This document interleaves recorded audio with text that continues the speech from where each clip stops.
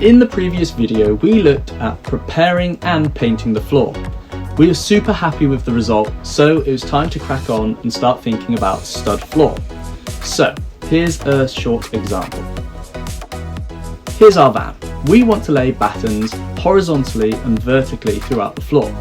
Then, within between the gaps of the battens, we would put down insulation. On top of this, 12mm ply, and on the ply we'd put down laminate flooring. So, after having a quick measure up, we headed to the store.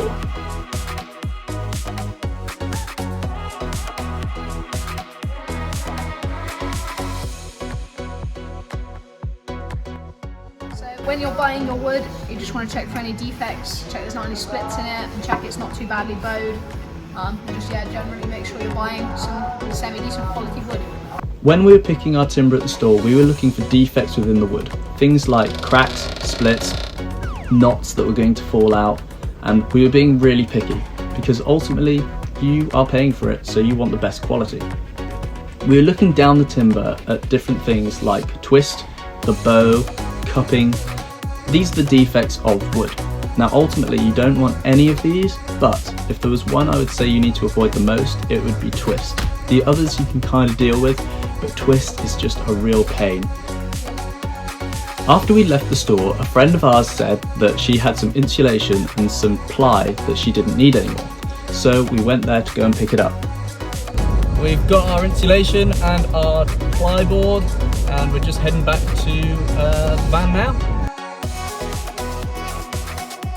The timber we selected was 1.5 by 1.5 inch, as we were going to put this within the groove of the van floor. However, we decided against this and we were going to put it to the side of the groove on the raised section. So, we got to work. The first thing we did was measure and cut the horizontal beams, as this gave us a good indication to how big each section was within the van. Then, once we were happy, we started on the vertical beams. So the way we're doing it, we're just putting it on the groove, feeling for about halfway, and then just simply marking them like that, and then that gives us the indication of where we are going to be screwing into.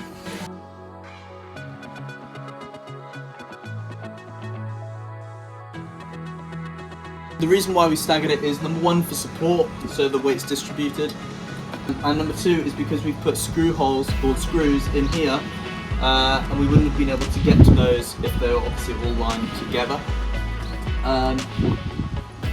So also as well, what we've done is on the battens we have done a pilot hole through here, and then we've put the screw in.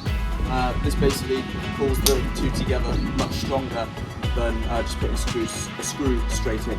If you don't know or have never heard about pilot holes, I really recommend you use them, as you're basically pre-drilling the wood. This helps with stopping the wood from splitting so much. So here's a quick example. You want your drill bit to be bigger than the size of the screw, so that when you put your screw through the first hole, it doesn't touch the sides, but when it touches the second piece of wood, it pulls it up, making a really tight bond. So after drilling all of our pilot holes in the horizontal beams, we could then attach the vertical beams to it. We put 2 pilot holes and 2 screws in each batten just for maximising strength.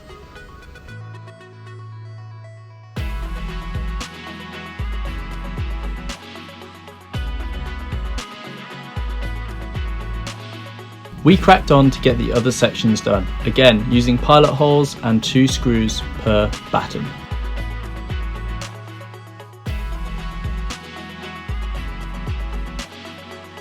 The next thing to do was near the back doors. So obviously we've been working on top of the little stud bits on the floor, and now there weren't any. So if we used a bit of timber, it wouldn't have been level.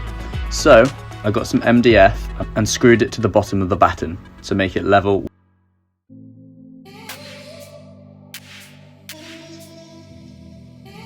I did this check a few times as I was cutting, just to make sure that the batten didn't hit the door, and it doesn't. It's as close as I dare go. So onto the other side, and I'll show you how I do it. I first of all started by measuring where I wanted the batten. Then, just like before, marked where I was going to put my pilot and screw holes. drilled my pilot holes and then put the screws in.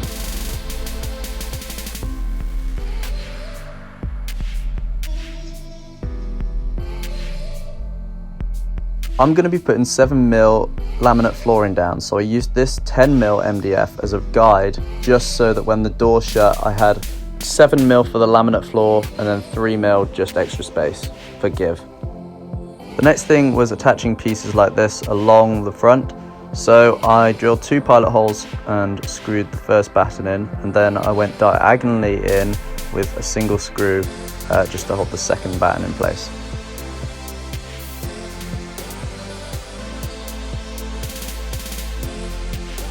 It looks messy at the moment, but basically the main thing is you want to avoid the locking mechanisms and make sure there's enough room for the door to shut.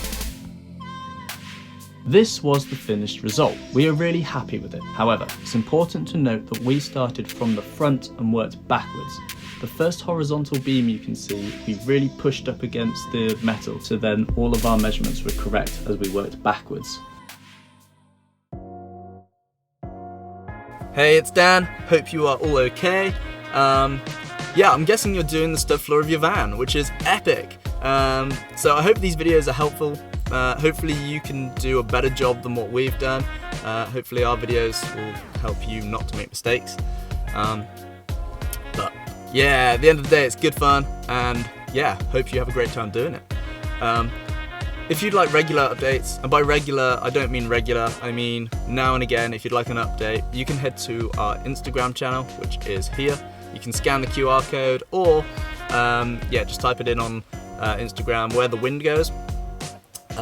So then, yeah, we'll basically, after we've posted, say, this video, the next video that we're going to post will go up there, so you can see what the next video is. Anyway, I think that's everything. Hopefully our videos are helpful.